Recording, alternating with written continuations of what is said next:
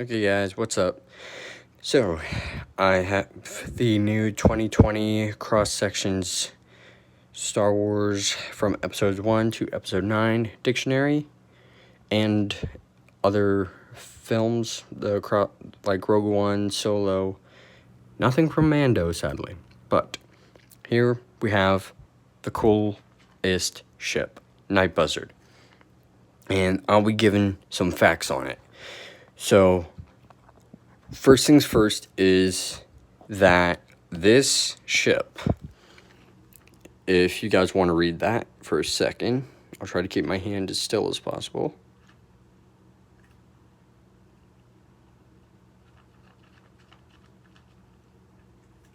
But there, you read it. This is a custom prison ship from the Empire or Republic, whichever one. I believe it would be Republic. And so you can see through the ship, they have the Knights of Ren scattered about. You have Vickrell in his cabin. You have Yushar looking over on a catwalk. You have, I forgot his name. You have Eplik in the, midship turret. You have Cardo pilot, on the main turret, and then you have Kyorduk, I believe that's how you pronounce his name. You have him on the pilot's area. But I don't know if I already did it, but one thing I noticed real well is this section of the Night Buzzard, which I believe is the lower compartment.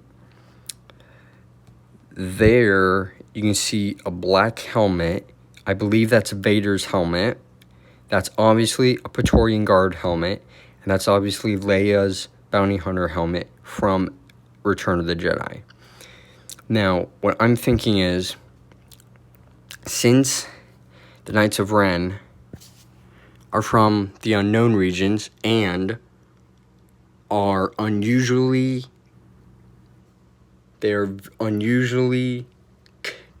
and strongly connected to the dark side of the Force. So, when they felt when Leia died and Rey stabbed Ben, and Ben had his feelings for his mom again, that's when they knew that he turned. And when he also saw the vision of his deceased father. That's when they felt that he turned, I would assume, and they took from Ren's compartment Vader's helmet. They found the Praetorian Guard helmet and the Bounty Hunter helmet. Or it was given by Kylo to one of the knights.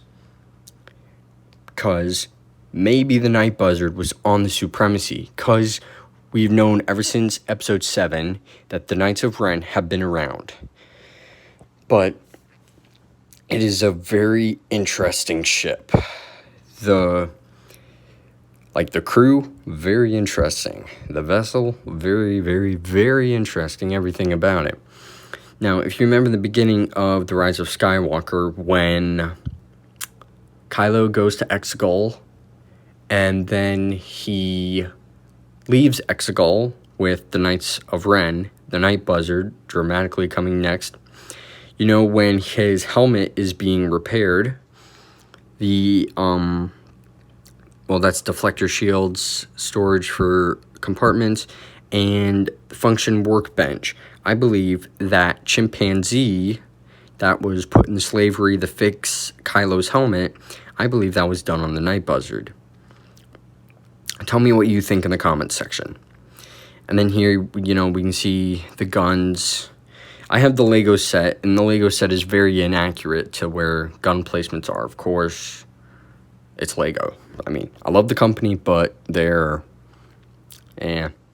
just kind of going downhill with how they want their sets to be. But you can see how this is like a prison ship. The catwalks. You can also tell that it has the doors have the design of a Republic prison ship, like how the doors, the outer, or the frame, leans out, or however you want to see it, leans in, leans out.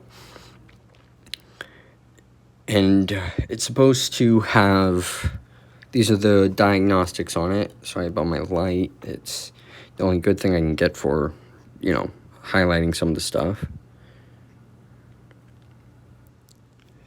But a lot of the most interesting thing I found out was with the engines. As we know, the Knights of Ren, the Night Buzzard, has a very unique engine, or engines, that glow red and have smoke, which are super genius if you're Sith bounty hunters trying to kill everyone and trying to stay alive at the same time. So what they say about it is that the sublight engines, usual sublight engines would usually orbitally shine like a beacon to find on scanners. But the Night Buzzard has the modified engines, which require stealth. That's why they glow red, so when they jump in the hyperspace, you don't get the shine. It's just a very dull, it's a dull brightness. And then the smoke is heat signature. So any ship that has heat signature tracking, well, of course, that's probably every ship, they can't track the Night Buzzard. They can't track them by satellite. They can't track them by engine, which is really, really cool in my opinion. I think that's dope. But it definitely does have like a devil, Satan kind of look. I mean, all the Knights of Ren have that. Yushar, Eplik, Cardo, Krodok, Vikril. And the cabins also are interesting. Like, we know it was a former prison ship for the Republic, a small cruiser, very small. But you can see, like, there's Vikril in his cabin. Looks like he's sharpening his blade. And then I would assume, that would probably be Yushar's, and then Cardo, because there are 3 cells on each level. So 6 Knights of Ren, they'll be on top, of course, because they're the knights. Any prisoners be at the bottom, but they don't take anyone alive. And then you have a storage compartment, and then your deflector shields, cabling for that fun stuff. The turret, the big gun turret, which in the Lego set was replaced with a hatch. So that's one cool ship. Switching up to the big boys, twice as big as the usual Star Destroyer. Now, here, yes, it has the same design kind of a regular Imperial Star Destroyer. I like to call it the Imperial First Order Sith Star Destroyer, or whatever way you want to call it. But yes, it is altered with a exile cannon, multiple batteries, and a heck of a lot more. Literally like triple or quadruple the cannons on it. And a much longer antenna, or much higher frequency antenna. So, there you have the bridge and all that stuff. And this was one thing that I was looking over a long time when I first got the book. Sorry, my light, it's got the glare and everything all over. But, that's the main reactor right there. And then you can see this piece, this piping or tubing, whatever you want to call it, right here, goes down over to the exile cannon. And yes, it is actually called the exile cannon. where is that? There, Exile Super Laser. And there you have the cradle, as they call it, but, the support beams to aim it. And it has more deflector shields. So this thing, I want to know what you guys think is better. An Imperial Star Destroyer with a Dreadnought cannon or a Dreadnought. But there are questions to, yes, the cannon is hooked up to the main power core of the Star Destroyer.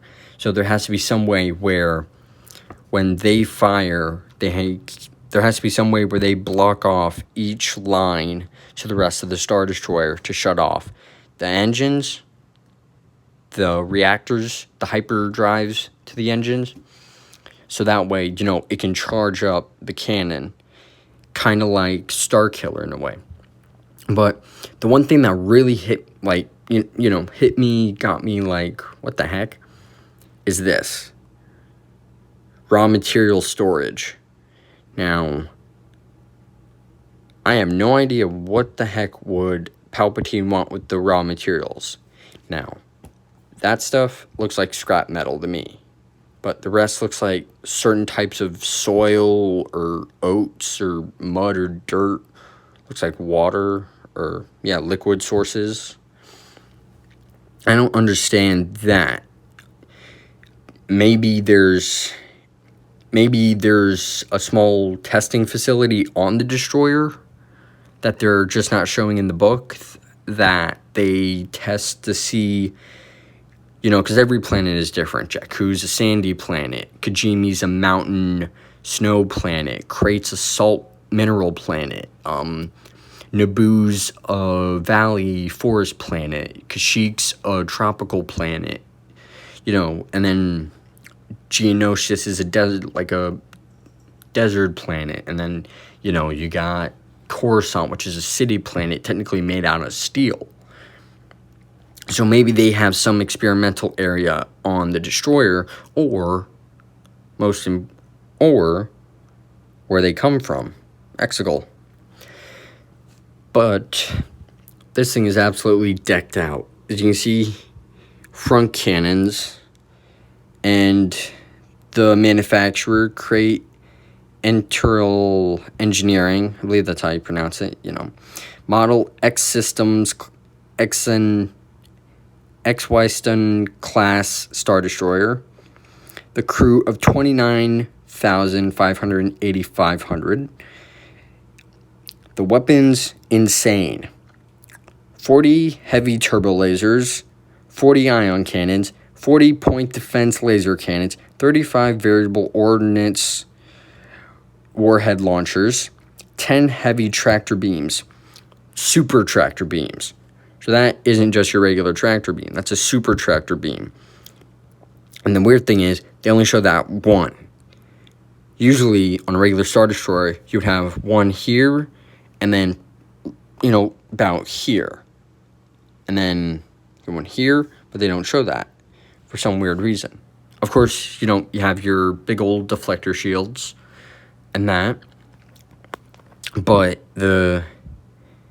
it's just insane. One flaw I find in it is that the Exile cannon, in my opinion, it is a little too, the hangar bay with the tied daggers, it's a little too close there. It's kind of like, spoiler for the, people who haven't seen Season 2 of The Mandalorian, I suggest you go watch it, because I'm about to spoil it a little bit. But, when Dr. Pershing says they have to be held in cold storage, the Dark Troopers, because they draw too much heat. It's kind of a stupid area. Yes, maybe they have the shields doubled up. Maybe they have the ray shields doubled up in layers for tie daggers not to disintegrate. And, if there was a malfunction in the rollback of the Exile cannon, if it was to fall apart and crash into your hangar, you'll have no fighters. I mean, of course, you got all that. Do the math on all those weapons. Like, literally, just do the math on that. But it's kind of a flawed area for the hangars. You know, if it was like the Jedi Cruiser, you know, where you'll have a hangar bay here, and then, you know, the hangar bay goes all the way out to the nose. But at least you got some badass looking TIE fighters, I can say that. But the destroyer, it's just damn. And as we know on the finalizer, which, let me see, yep, we're going back to Last Jedi, but, you know, there's stuff about, you know, there were a whole bunch of Easter eggs from Last Jedi,